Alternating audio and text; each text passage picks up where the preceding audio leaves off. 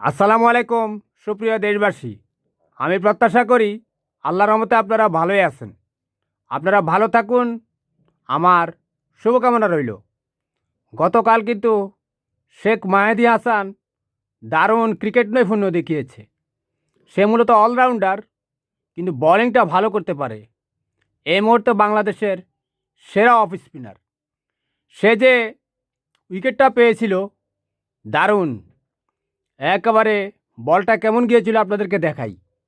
এই যে এরকম, এটা হচ্ছে থাম্ব আর এটা হচ্ছে ইন্ডেক্স ফিঙ্গার। এইভাবে বলটা গিয়েছে। বলছেন এভাবে বল গেলে কি হয়, বলটার সিম যখন এরকম থাকে তখন ওই বলটা স্লিপ করে, তখন ব্যাটসম্যানদের জন্য অনেক সমস্যা হয়।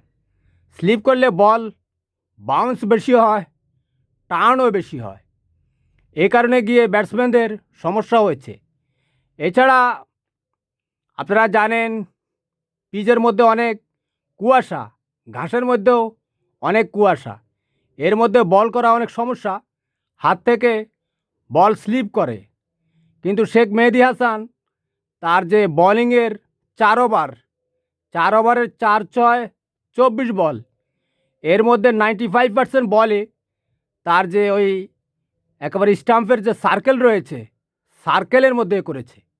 বল এদিক সেদিক যায়নি, ব্যাটসম্যানদেরকে রুম দেয়নি, ব্যাটসম্যানরা মারতেও পারেনি। খুবই অসাধারণ বোলার।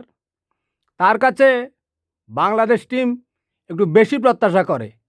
এর কারণ হচ্ছে তাকে অলরাউন্ডার হিসাবে একটু ব্যাটিংও করতে হয়, কারণ বাংলাদেশের ব্যাটিং সাইডটা দুর্বল। তো ব্যাটিং যদি ভালো না হয় তাহলে তার জন্য ন্যাশনাল টিমে সুযোগ পাওয়া একটু কষ্টকর হয়। ওই যে পাকিস্তানের আব্দুর রাজ্জাক, আজহার মাহমুদ ছিল না, ওদের মতো যদি একটু টুকিটাকি মেরে ব্যাটিং করতে পারতো তাহলে এই ছেলেটা কিন্তু তার ভবিষ্যতে ভালো নৈপুণ্য দেখাতে পারতো। কিন্তু একজন অফ স্পিনারও তো লাগে। তবে এই মুহূর্তে অফ স্পিনার হিসেবে সে হচ্ছে বেস্ট আমার মতে।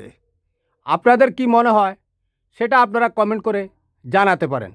আল্লাহ হাফেজ।